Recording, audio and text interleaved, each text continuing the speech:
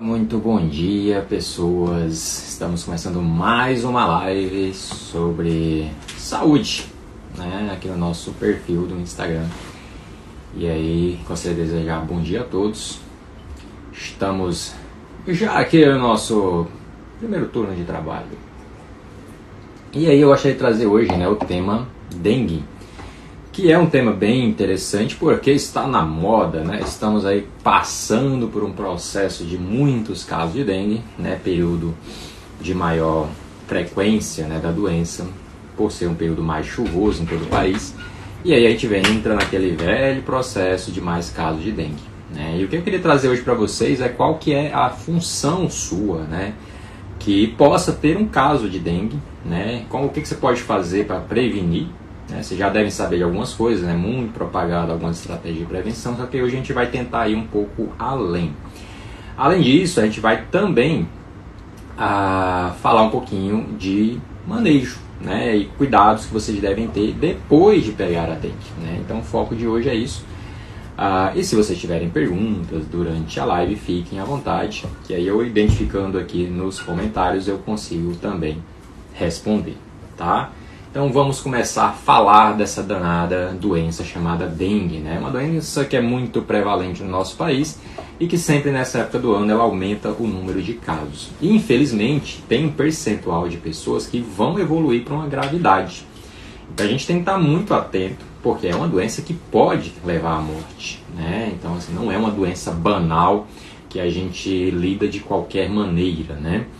E aí o que é importante também sabermos, né?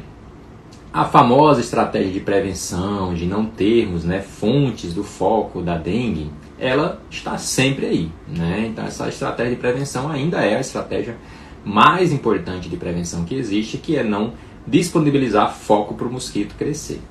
E uma coisa que a gente tem que reforçar nessa história do foco, né, que é a água parada ou água limpa parada, né, é que não adianta simplesmente você esvaziar o recipiente da água, porque ali na parede, né, do recipiente que fique úmida, o danado do mosquito vai proliferar, né? Então assim que acumular água de novo, ele está ali só esperando a água vir de novo para ele, opa, agora eu vou eclodir aqui, agora eu vou aparecer. Então uma das recomendações iniciais de prevenção é, além de né, esvaziar recipientes com água parada exposta, né, a gente deve lavar o recipiente, tá? Um taco na bucha ali com sabão e tira, né, toda a sujidade do recipiente, para aí sim você tá eliminando o foco do mosquito, tá? Então bom dia a quem está chegando, quem está dando bom dia para nós. E aí, além disso, né, essa estratégia é uma das mais eficientes. E outra coisa que é muito importante lembrar é que a dengue é uma doença muito mais urbana do que rural. Então vocês vão ver sempre mais casos dentro da cidade do que na zona rural, nos interiores da vida, porque o vírus ele gosta desse ambiente, né? E o mosquito, na verdade. E aí outra coisa importante também é que o mosquito ele tem um comportamento que ele não gosta muito do meio-dia, sabe? Ele não é um cara, apesar dele se proliferar muito no período do verão, ele gosta mais dos extremos do dia. Então é mais fácil você ser picado por um mosquito contaminado nos extremos do dia, seja no início, seja no final, seja à noite. Tá? Então o meio-dia não quer dizer que ele não vai picar, ele gosta da sombra, por exemplo, né? Então um ambiente mais fechado, mais, né, escuro, ele vai se proliferar ali, ele vai atacar ali, né? E a fêmea seria, né, a transmissora da doença, né, que carrega o vírus. Então essa é uma coisa importante para você saber, assim, poxa, qual que é o horário de maior risco, né? Então é outra forma de prevenção. Uma outra maneira de prevenção que vocês devem saber é o uso de repelentes, né? Mas existem repelentes e repelentes, tá? Infelizmente, os repelentes mais naturais, elas não têm comprovação científica de proteção contra o vírus. Então a gente ainda usa muitos repelentes tradicionais, né? Como o DEET e a icaridina. Então esses dois tipos de repelentes são os mais utilizados e os que têm mais estudo dizendo que ele faz realmente algum grau de barreira contra o vírus. Além disso, né, também se relata que a concentração do repelente interfere.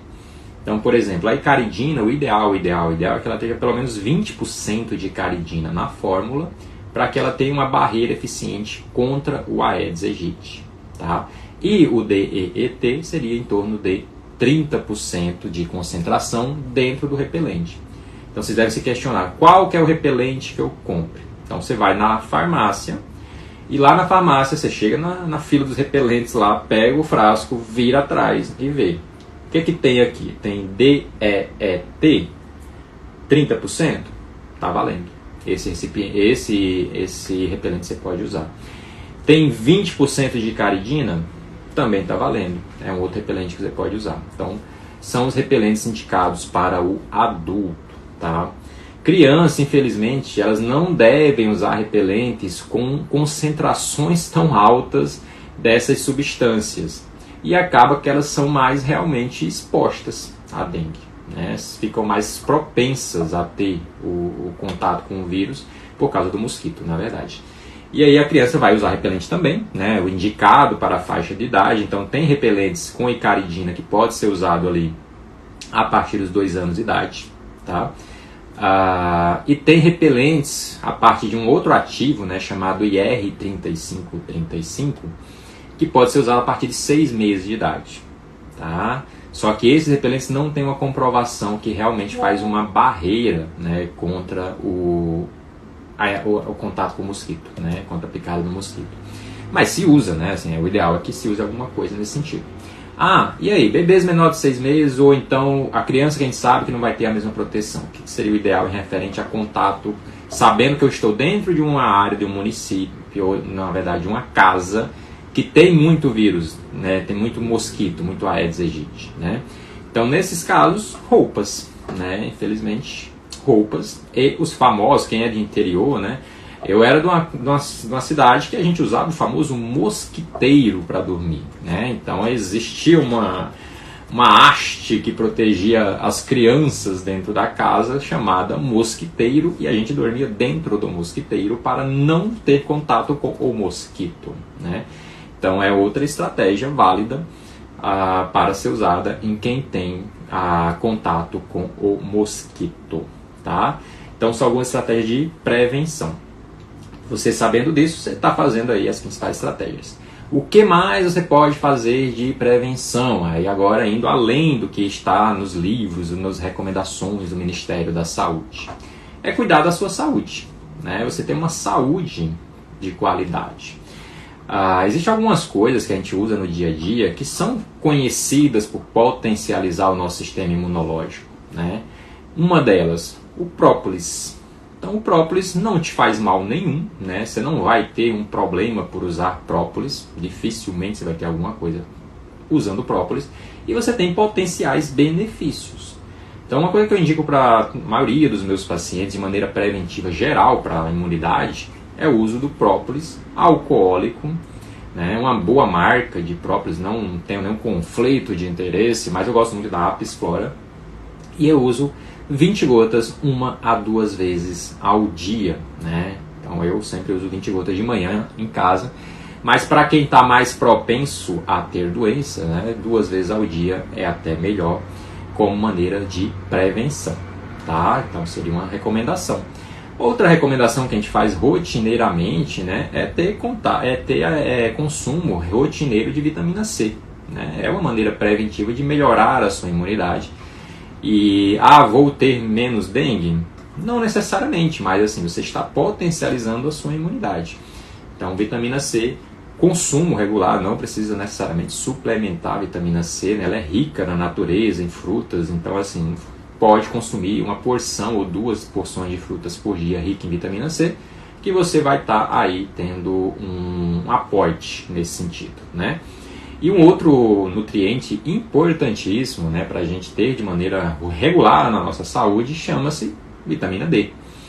A vitamina D, também chamada de hormônio D, prefiro mais esse nome, né? Ela é derivada do colesterol, faz parte de uma cascata que tem receptores no corpo inteiro. Então, hoje, né, a gente já chama a vitamina D de hormônio D. Então, a gente deve consumir ou ter contato, né, com o sol, ter exposição solar regular para ter níveis adequados de vitamina D.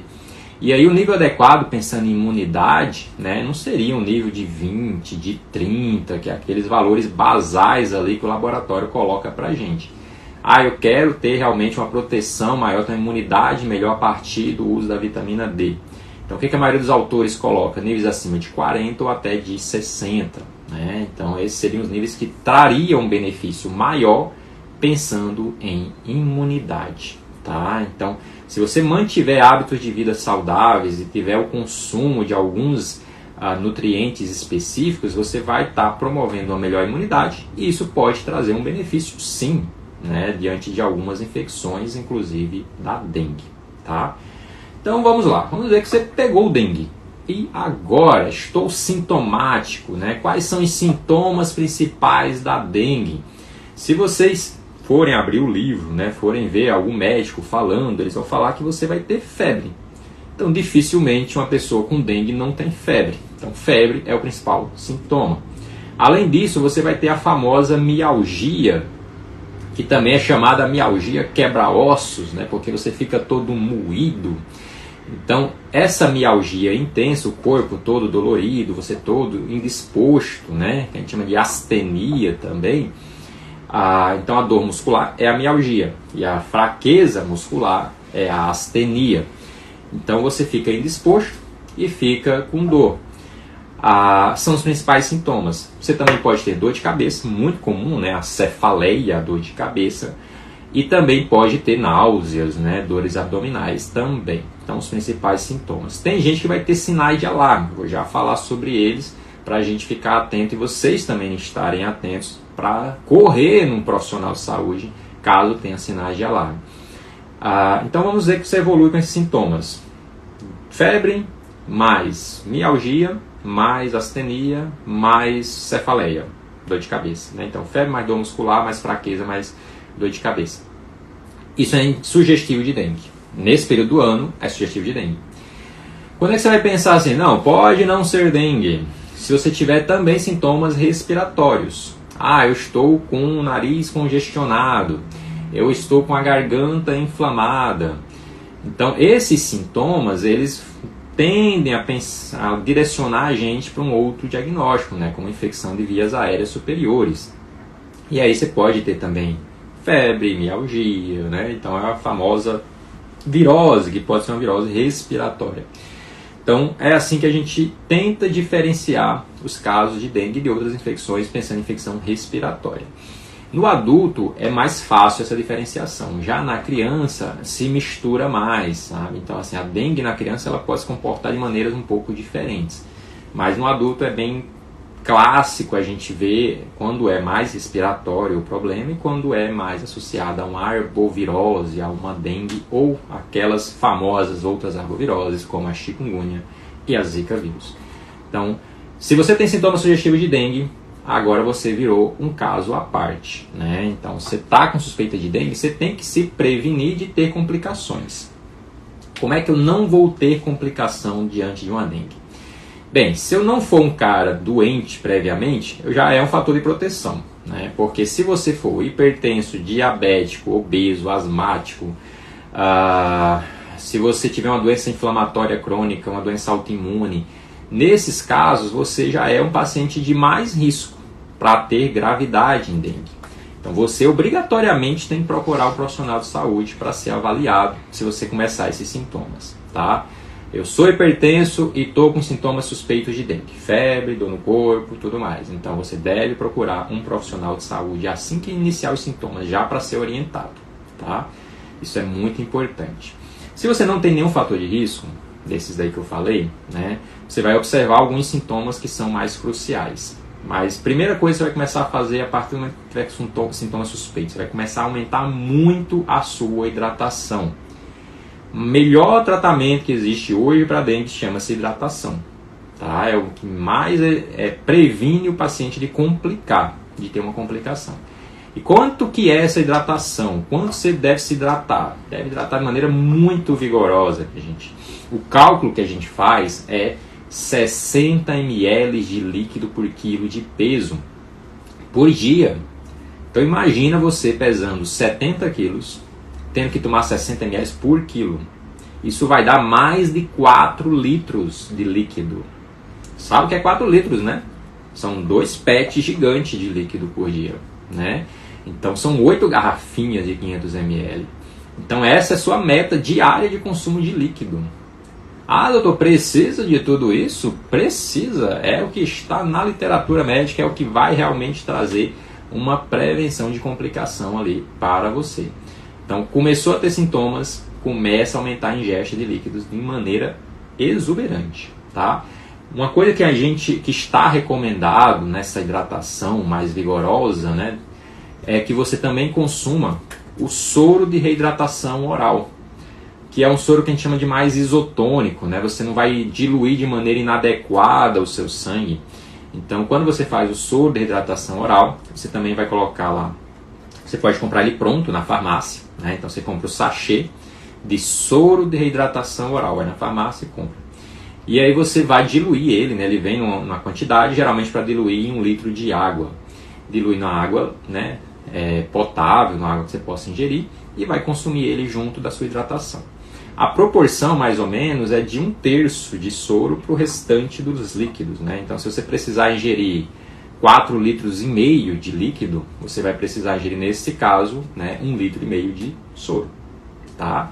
Então você vai estar se hidratando de maneira adequada, segundo o recomendado, quando você faz isso.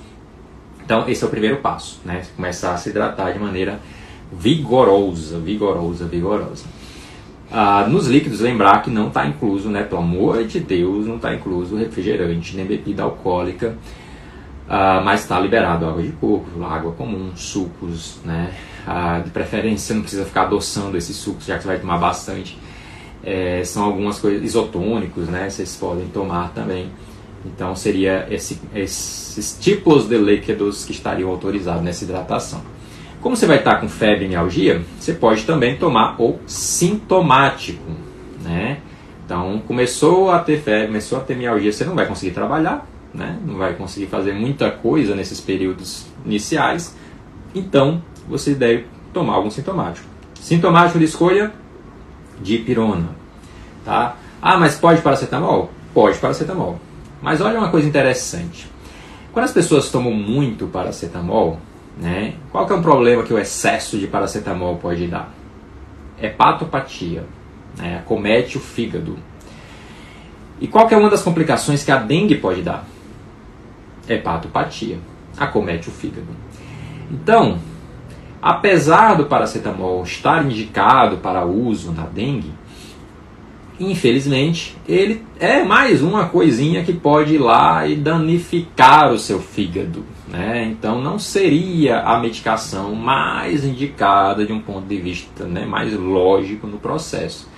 Então o analgésico mais seguro, pensando em dengue, é a dipirona, tá?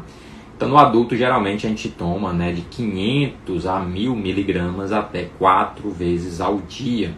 Então seria o seu analgésico aí de escolha, pensando no caso de dengue, tá?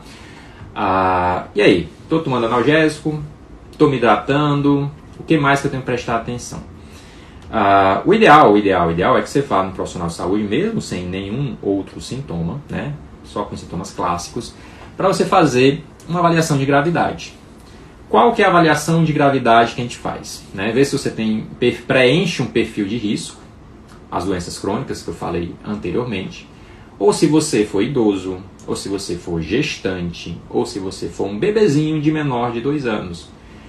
Você preenchendo esses critérios, você já é de grupo de risco. Então você já tem mais risco de complicar. E aí o ideal é que você, e também, mesmo que não seja, faça avaliação de risco, né? A avaliação de risco que o Ministério da Saúde recomenda para quem não tem essas comorbidades, né, ou esses fatores de risco, é fazer a prova do laço. A prova do laço, a gente coloca um manguito de um esfíngimo, né, um aparelho de pressão no seu braço, e vai ver se o seu braço faz petequias, que aparecem umas pintas vermelhas do nada, né, que você fala, poxa, nem tinha isso, aí colocou o aparelho, a culpa é do aparelho? Não, a culpa é da doença, né? E aí, se acontecer, você entra no critério de risco, e aí você é obrigado a fazer um exame chamado hemograma.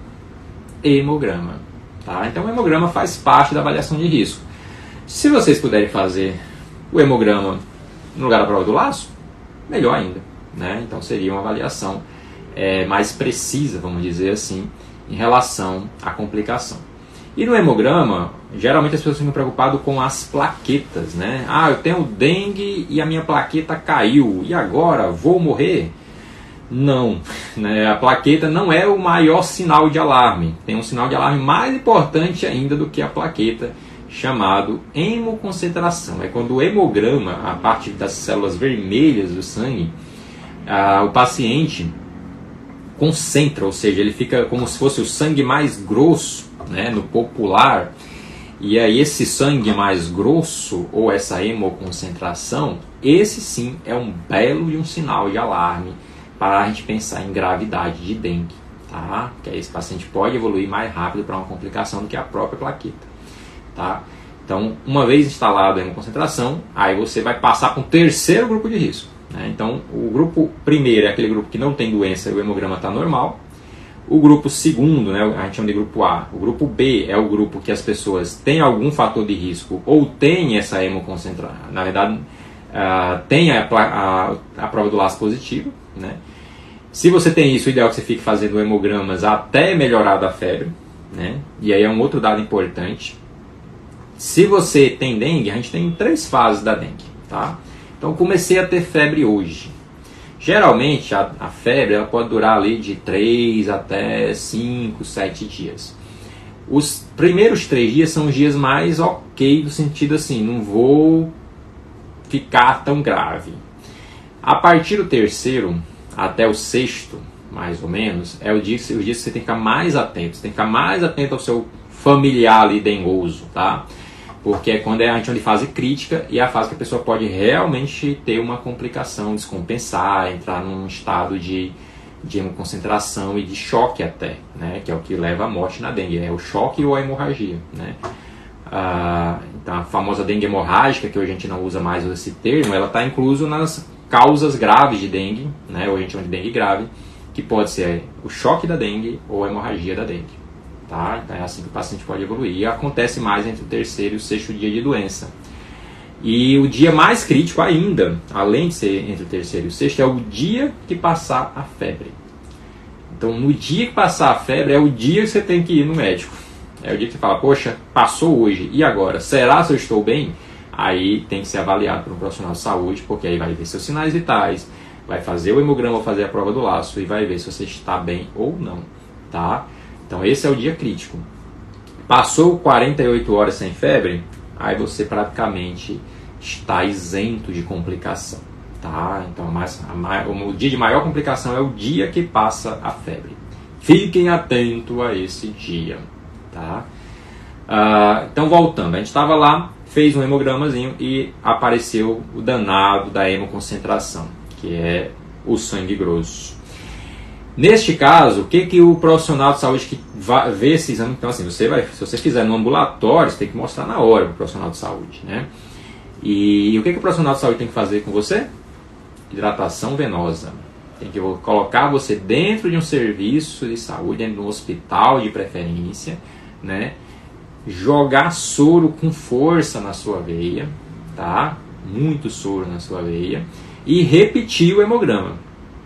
E esse hemograma pode ser repetido ali com 2 horas já depois, 3 horas depois. E aí o hemograma ele tem que melhorar essa hemoconcentração. Se melhorar isso, aí você vai ficar em observação por pelo menos 48 horas dentro do serviço hospitalar. E aí só vai ser liberado após as 48 horas, dando tudo certo, dando tudo bonitinho, né? Então uma vez que o seu hemograma altera de maneira drástica com a hemoconcentração, que aí quem vai ler isso para você vai ser o profissional de saúde, né?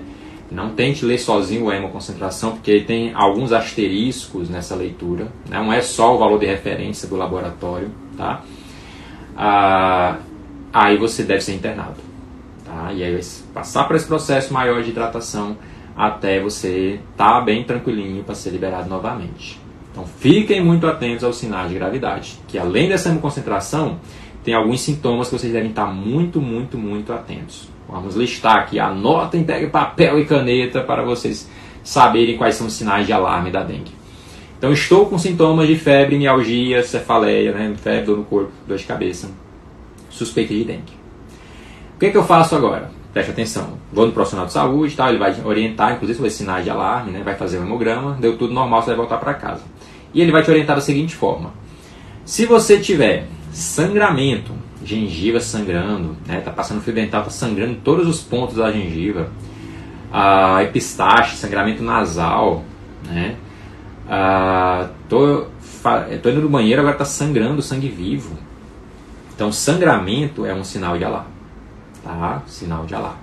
Outro sinal de alarme chama mudança do estado de consciência, ou seja, você ficou meio lelé da cuca, você ficou meio, né, a gente chama de letargia. Então você ficou meio aéreo, assim, o que está acontecendo no meu mundo?